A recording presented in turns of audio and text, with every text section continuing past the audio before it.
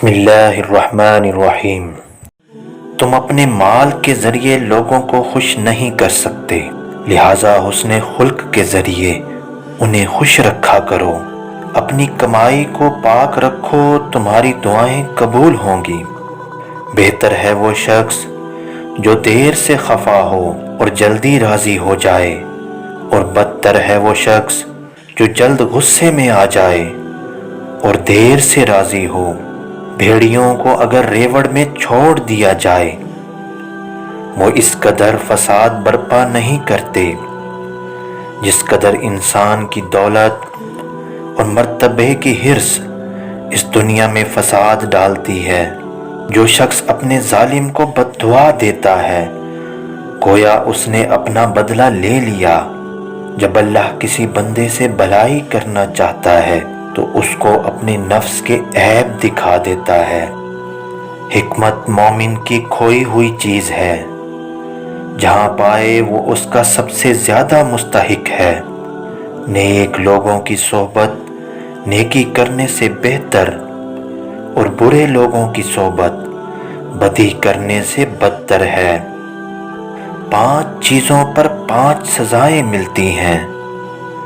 جو قوم عہد شکنی کرتی ہے، اللہ اس پر اس کے دشمن مسلط کر دیتا ہے۔ جو قوم احکام الہی کے خلاف فیصلہ کرتی ہے، اللہ ان کو تنگ دست کر دیتا ہے۔ جس قوم میں بدکاری عام ہو جائے، اس میں طاعون پھیل جاتی ہے۔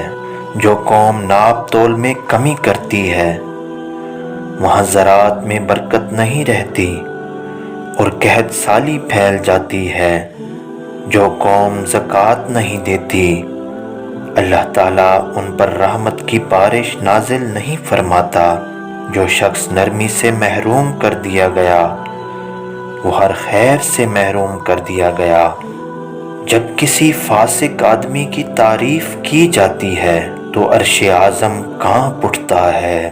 مومن کی فراست سے بچو، کیونکہ وہ اللہ کے نور سے دیکھتا ہے۔ جو اپنے دوست کو کسی گناہ کا طعنہ دے، وہ خود اس گناہ کا مرتکب ہونے سے پہلے نہیں مرے گا۔ ایمان کے بعد سب سے بڑی نعمت نیک بیوی ہے۔ عورت پوشیدہ رکھی جانے والی مخلوق ہے۔ جب وہ باہر نکلتی ہے، شیطان اس کی طرف جھانکتا ہے۔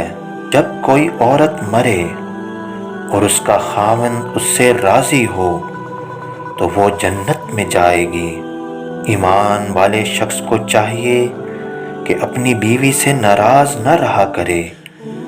اگر اس کی کوئی عادت ناپسند ہے تو کوئی عادت ایسی بھی ہوگی جو اسے پسند ہوگی۔